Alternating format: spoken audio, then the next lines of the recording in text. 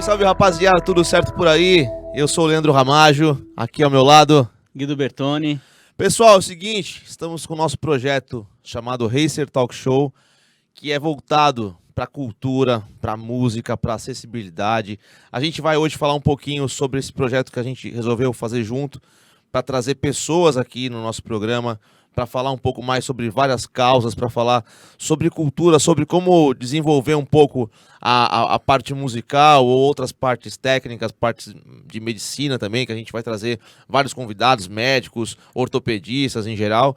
E é isso. E hoje o Guido vai falar um pouco para vocês também da trajetória dele na música, de como que foi o processo de desenvolvimento da parte dele de jogador de basquete, como que foi o processo de readaptação. Ele vai explicar um pouco também como foi esse processo desse angioma medular que ele teve. Então vamos falar um pouquinho de cada e depois também eu vou falar um pouco da minha carreira, dos meus trabalhos e essa nossa fusão aí que tem sido super legal e abençoada. Fala aí, Guido. Prazer. Já falar que é um prazerzaço participar desse projeto. Acho que a ideia é de incluir, né, e mostrar o potencial das pessoas, independente da situação física dela, é muito bacana. E trazer as pessoas que a gente vai trazer para cá, pessoas de vários lugares diferentes, e poder contar um pouco da nossa história no meio disso tudo, né? Do meu problema, do meu angioma. Eu tive um angioma com 14 anos. Tinha 14 anos, eu jogava bola, corria, tinha uma vida normal, na verdade até os 11 anos. Você com 11 anos, todas as atividades. Com 11 anos eu era uma sem criança nenhuma normal. Limitação. E aí com 11 anos eu não lembro desse dia, mas do nada eu caí no meio da rua. E eu entrei em coma, cheguei a ter paradas na ambulância e tal, foi um desespero para minha mãe. E dali eu fiquei um mês no hospital internado porque os médicos não sabiam o que eu tinha. E eu fiquei internado sem poder levantar a cabeça. Eu fiquei na Santa Casa sem poder levantar nem a cabeça, não podia sair da cama. Eu fiquei na cama, foi um período bem, bem difícil. E depois de um mês sem poder levantar da cama, eles não descobriram nada. Disseram que eu não tinha nada, me mandaram voltar a ter minha vida normal. E dali eu fiquei chutando de uma perna. Eu tinha uma perna minha que eu mancava. E aí com 14 anos eu senti uma dor nas costas. E eu achava que era por conta do peso da mochila, porque eu tinha ônibus escolar, mas eu não pegava o ônibus. Eu vinha a pé da escola. Eu gostava muito de caminhar pra lá e pra cá, e eu ia a pé da escola. E eu achava que a mochila pesada era o problema. Minha mãe achava que o menino ficava voltando a pé da escola. E aí um dia eu tava me mudando e eu tava ajudando na obra de casa. E eu simplesmente senti muita dor na virilha. Uma dor muito forte, uma ardência. Eu falei, minha mãe falou, vamos pro hospital. Aí cheguei no hospital, tomei uma medicação pra dor, porque ninguém sabia o que era. Achava que podia ser ciático e tal. E aí meio que me mandaram pra casa e falaram, não, volta depois pra pegar o resultado dos exames. Chegou na porta do hospital e eu caí sentado. E dali eu parei de andar. Nunca mais andei. Dali foi um processo... Isso você tinha quantos anos? 14 anos. E aí foi um processo terrível, porque os médicos não sabiam o que eu tinha. Me abriram 2 vezes. Abriram errado, né, sem necessidade nenhuma. Isso nas costas? Nas costas, na coluna. Me abriram pela lateral para poder mexer na coluna. E aí uma médica até virou para minha mãe e falou assim, os resultados do seu filho ainda não chegaram da biópsia, mas seu filho tem 6 meses de vida. Ele vai morrer daqui a 6 meses, ele tá morto. Ele não tem... É câncer, certeza, e ele vai morrer. Isso sem ter um exame na mão. Como é que pode falar, né, mano? Pra minha mãe. Eu tinha falado pra minha mãe que já tinha passado um monte de coisas comigo desde os 11 anos e tava passando por mais um trauma, né? E a médica chega e me dá essa notícia. Uma frieza, uma falta de cuidado. Não, né? E essa falta de cuidado... E essa falta de cuidado, ela foi durante todo o meu processo desde que eu cheguei no hospital e parei de andar até a minha ida para casa. E na época você tinha plano de saúde? Tudo? Nada, não, foi pelo SUS. E eram médicos conceituados que atendiam no SUS. Sim, e tal. Como tem até hoje. Mas eram médicos terrivelmente frios, né? Que não estavam nem aí para a pessoa que estava no SUS. Eu passei por umas cirurgias mal feitas, fui para casa com dor, com 2 cirurgias na coluna, sem a menor assistência, porque aí me abriram e falaram, tem um angioma medular. Mas o que é isso? A gente não sabe direito. Vai para casa e vive tua vida. E aí eu fui para casa sem um medicamento para dor. Eu tinha 2 cirurgias na coluna e um medicamento para dor. Minha mãe, de desespero, me dava diazepam para eu poder dormir. Bom, Até aí o ponto de você tomar tramal? tomei de tudo. Tomava morfina. O que desse para mim eu tomava, porque eu era uma criança que sentia muita dor, né? E aí daí veio uma série de erros no meu tratamento, porque a gente não teve assistência. Você acha que o papel, por exemplo, de uma ACD para você naquela época naquela época seria fundamental, porque aí o que acontece? Eu com 18 anos, quando eu já estava no basquete, eu com ainda o basquete começou a me dar uma estrutura, mas aí eu tive muitos problemas em decorrência disso, e um deles foi uma pedra do rim que desceu para a bexiga e foi crescendo, e ela chegou ao ponto de ter 5 centímetros de tamanho dentro da bexiga. E os médicos aqui em Santos, mais uma vez, isso eu já tinha 20 anos de idade, os médicos falavam, não tem vaga, vai para casa, quando tiver a gente interna ele para poder operar. Meu Deus. E eu sentia dor 24/48, porque a pedra ocupava a minha bexiga inteira. Aí eu tive, na ACD, eu consegui uma consulta, meu tio, ele conseguiu uma consulta para mim na ACD. Quando eu cheguei na ACD, que o médico pediu meus exames, ele olhou e falou, mas o que é isso aqui?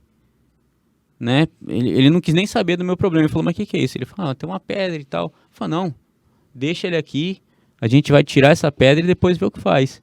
Aí fez a implosão? E não, teve que fazer cirurgia, arrancar a pedra fora.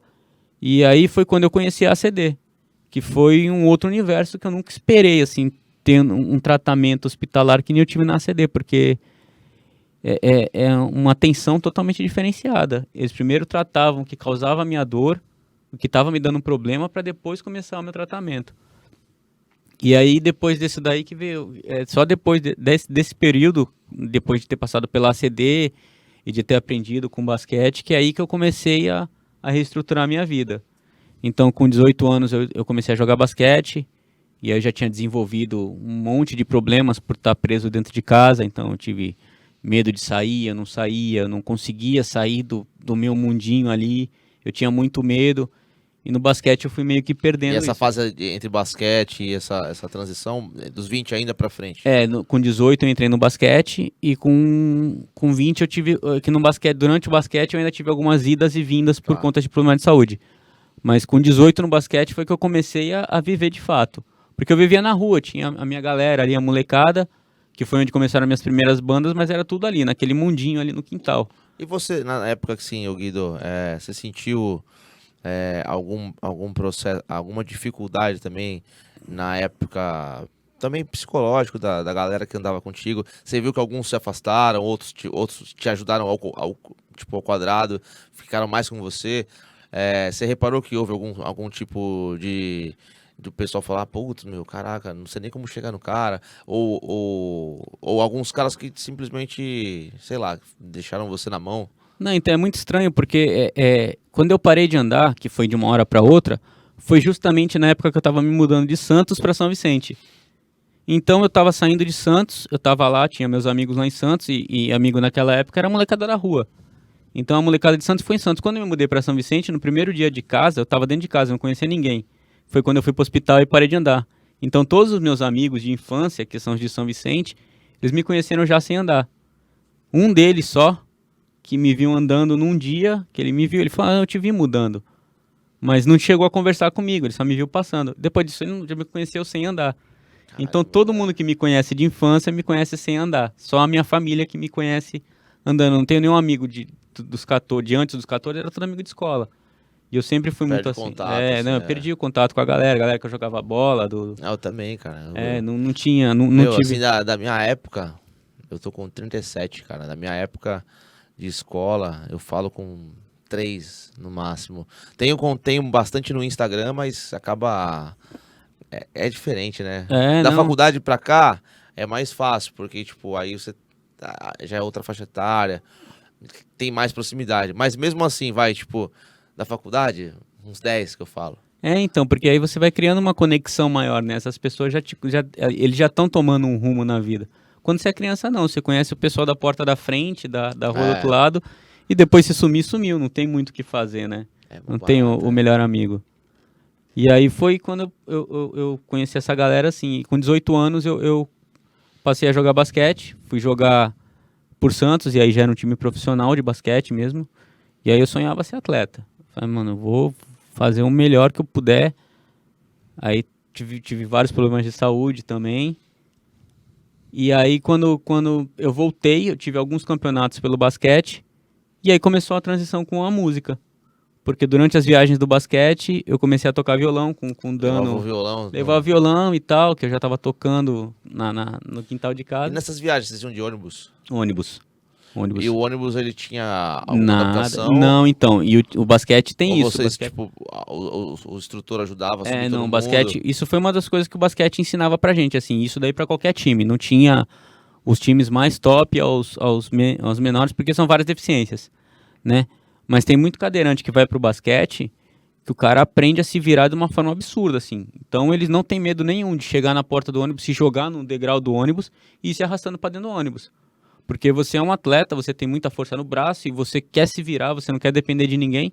Então o cara se joga no chão e sobe. Quem não podia realmente precisava, o técnico ia lá, o pessoal da E comissão. não é, né? E você numa condição de atleta, você fica até achando que fica feio você pedir ajuda, né? Tipo, Não, rola tinha, isso. nessa época.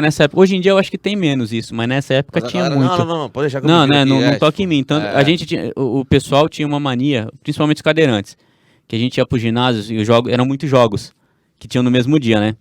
E aí você via que alguns cadeirantes chegavam pra poder assistir os jogos de basquete, aí os caras tinham mania eles não assistiam na cadeira, eles saíam da cadeira e sentavam na arquibancada. E não satisfeito para sentar na arquibancada para mostrar que eles se viravam, eles subiam até o último degrau. Então o cara ia subindo, escalando o degrau inteiro e deixava a cadeira lá embaixo. Aí só pra tu olhar e falar assim, caramba, como é que esse cara chegou lá? Mas é porque era um hábito que os caras tinham de falar, não, Mas, vou me virar. lembrando, né, que no caso, nem todo deficiente, no caso, a pessoa com deficiência consegue ter esse tipo de desenvoltura, né? Não. Depende muito, varia Não é muito todo mundo que de consegue caso ter esse pra tipo. caso, é. Cada caso é um caso, não tem jeito, né? Às vezes o cara tem uma limitação que ele até poderia, mas ele não consegue se adaptar. Mas depende muito, assim. Tem deficiência que a perna pesa mais, tem deficiência que a coluna não ajuda, o tronco é outro, tem alguns que têm deficiência no braço. Então depende muito do tipo de deficiência que a pessoa tem, né? Da limitação da pessoa. Sim. Que barato, cara. A gente não imagina, né? Assim, como que é dentro de um universo onde tem mais de uma pessoa, né? Sim. Como que é o coletivo. Você descobre um mundo totalmente novo. E aí foi quando eu saí do basquete, eu saí do basquete já com 23. Que foi quando eu não tinha saído, mas já tava parando. E aí foi quando eu arrumei meu primeiro trampo, meu primeiro trabalho, que aí eu fui frentista de posto. Eu fui ser frentista Eu de lembro posto. disso aí, pô. Frentista de cadeira de rodas, foi quando eu conheci você. É. E é muito engraçado tá vivendo isso aqui hoje, porque eu trabalhava como frentista e tava começando na música, tava começando a realizar um sonho que era tocar na Noite de Santos, mas aí eu comecei a pegar referências, porque tu vai conhecendo um ou outro e tal, e de repente começou a aparecer muita gente naquele posto, e todo mundo aparecia no posto, né? Era jogador de futebol, porque ali era a rota de saída da cidade, é a rota da cidade. É o café antes de sair fora, né, meu? Você vai abastecer o carro. E aí, de repente, aí chegava a galera do Charlie Brown lá, e tu fala, caraca, esses malucos grandes. Nesse meio, quem chega lá? O Leandro. Leandro Ramalho, com um puta de um... Que eu falei, caraca, mano, conheço. Eu tava escutando vários bagulhos seus já na época do instrumental e tal. Da hora. E aí, você tava justamente no projeto de música espanhola. Pode violão crer, espanholado. Pode crer. E eu sempre fui louco em violão espanholado, achava lindo.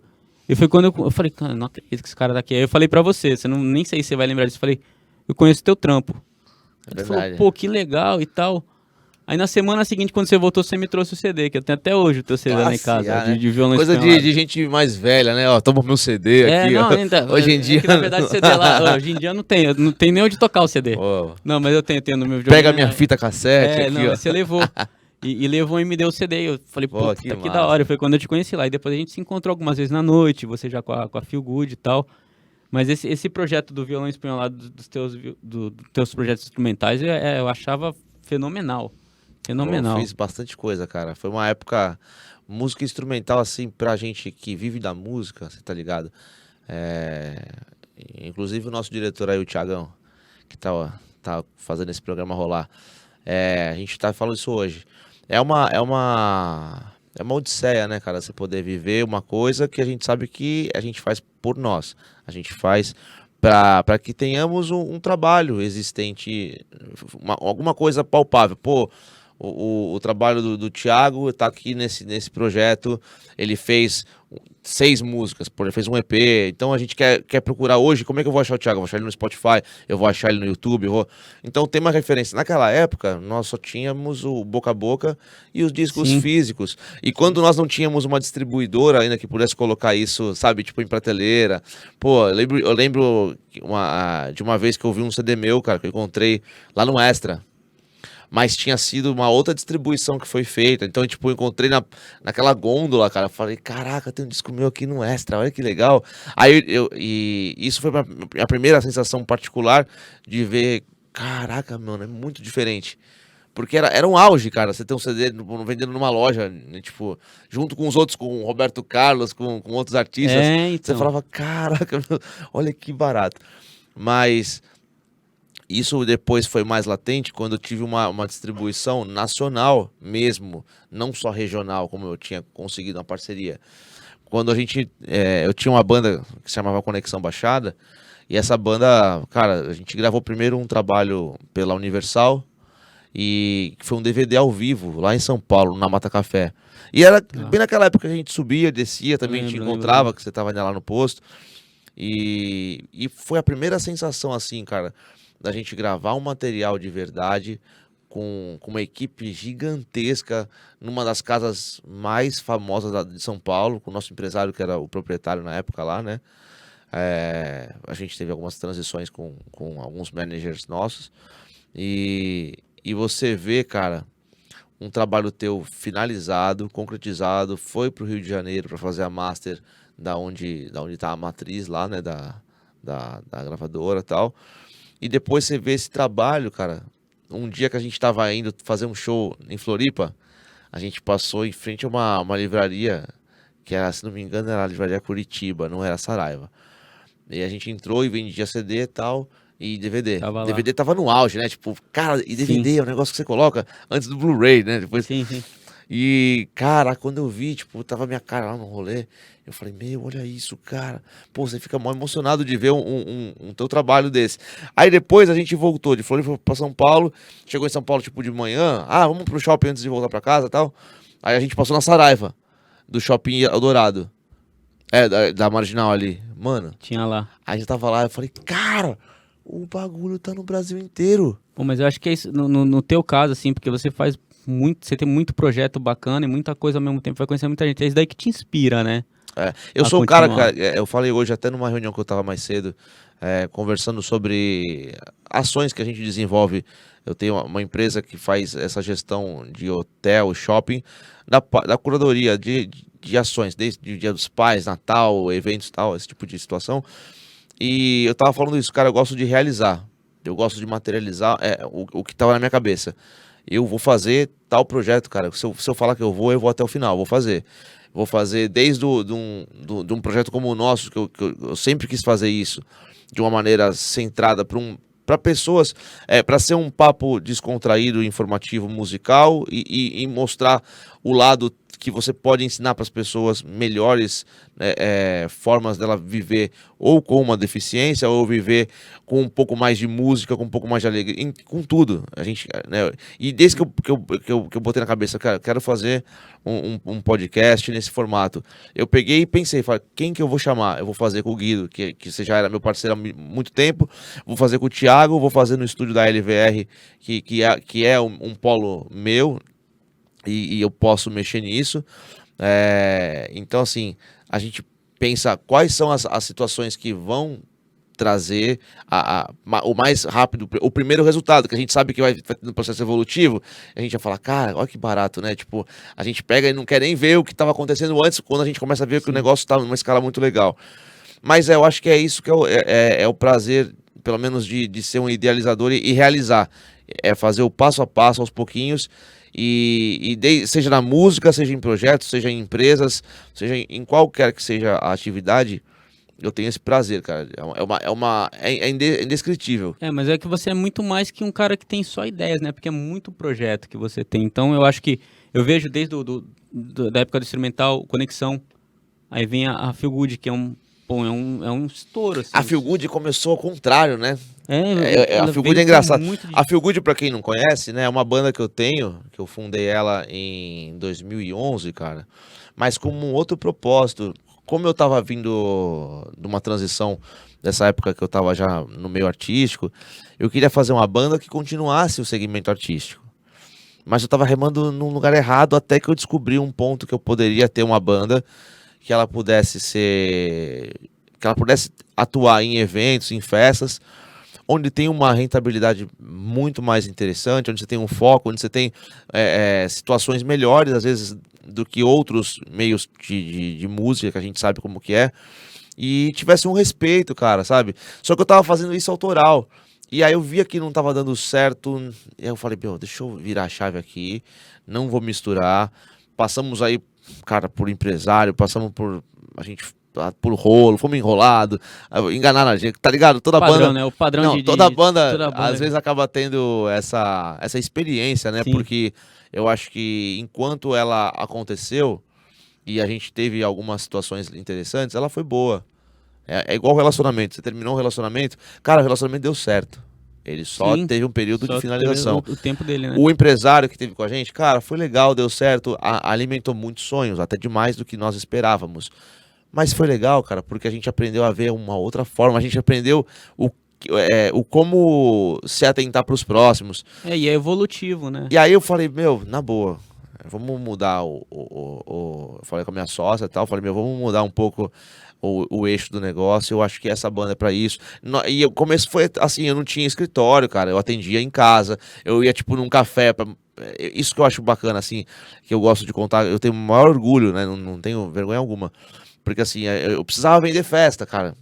Já que eu mudei o target da minha banda, Uhum. uma banda de evento. Beleza. Mas eu não tinha feito nenhuma festa ainda, sem ser como músico, com todas as bandas de Santos que eu toquei. Todas. Sim.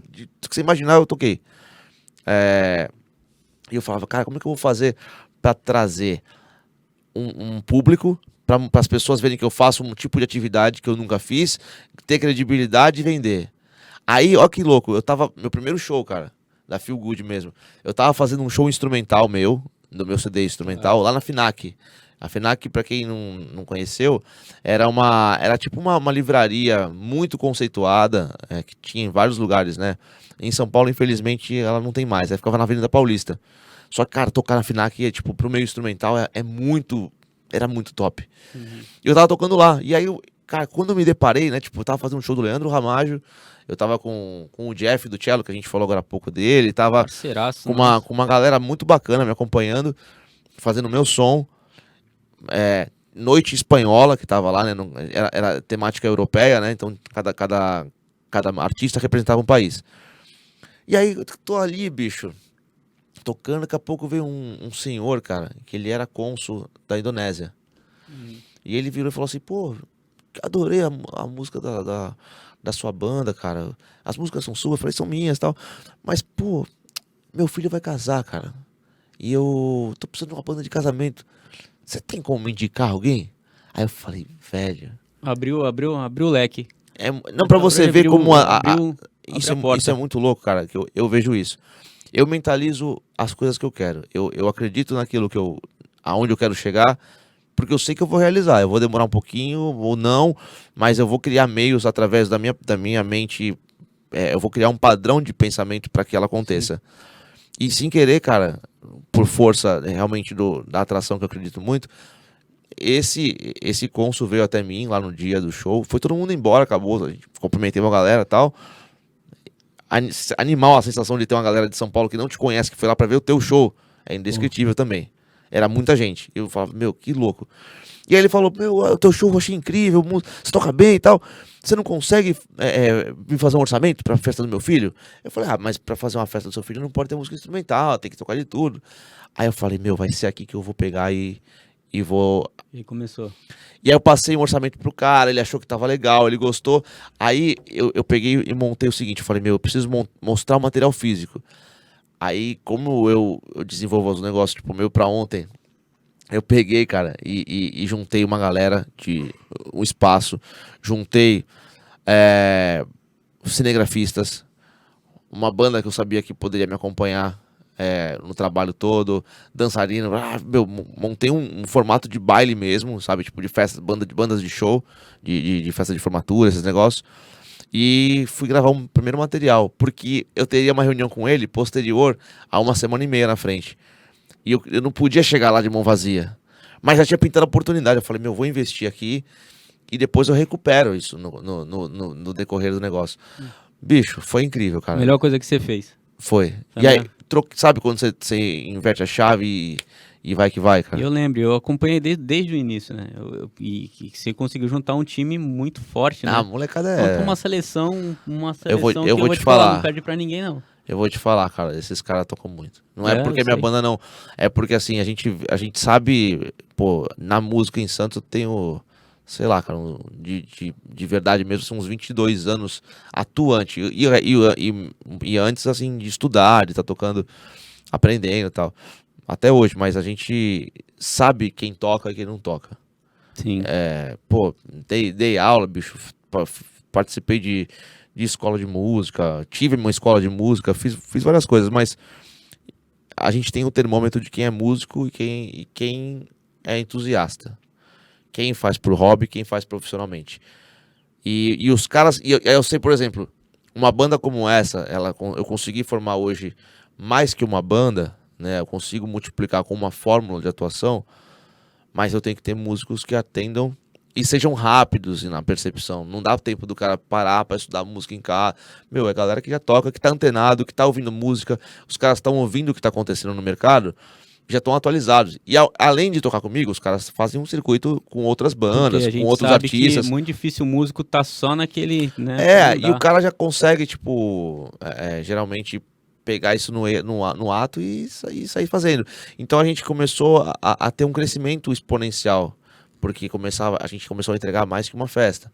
Aí fazemos 2. Chegou vezes de fazer 4 feel good no mesmo dia. Aí Então, já tinha que ter mais de uma banda. E aí eu comecei a ter recursos em outras cidades, não só em Santos, como começou. Aí eu fui pra Bertioga, que hoje eu tenho uma banda de Bertioga, que os meninos são incríveis, tocam muito.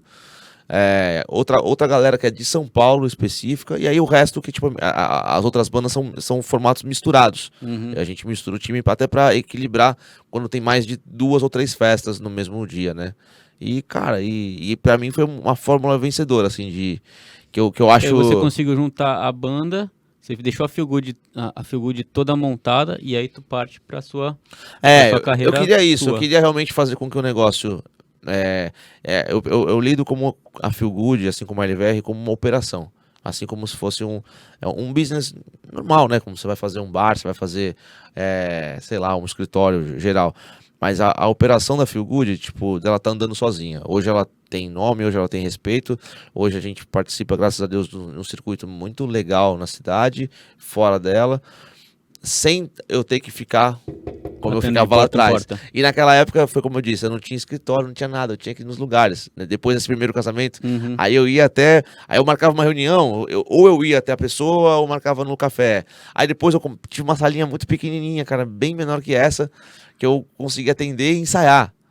Aí depois eu mudei pra uma outra sala um pouquinho maior. Aí depois eu vim pro escritório, sabe? Tipo, então... É isso, e eu acho que na vida é isso, a gente saber valorizar todos os passos, e eu acho que o processo é a parte mais legal da desenvoltura da gente, sabe? Sim. Eu acho que... E, cara, muito louco, né? Como a gente se juntou, como a gente vai... Sim, e aí você se conectando, o teu projeto veio, e aí você decidiu fazer essa operação e lembrou de mim e me chamou. Pô, a gente já se conhecia, olha que barato, né? A gente já era bem amigo de conhecer um trabalho do outro, a gente tava se encontrando já em bar e tal.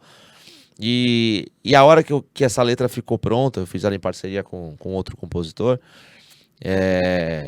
não havia pandemia, a gente sabe disso, né? Você testemunha que não tinha pandemia quando eu te convidei, cara. Não foi, todo mundo fala, mas pô, você fez sua pandemia? Eu falei, não, cara. Infelizmente, nós tivemos aí no meio do caminho uma situação que com certeza foi um acalento para várias pessoas. Serviu também, porque estava todo mundo confinado e muitas pessoas me mandaram mensagem que acharam super legal a letra, que coube bastante. Mas a ideia realmente era que, tanto é que o clipe fala por si só, que era mostrar para as pessoas o poder que os artistas locais da minha cidade têm, cara.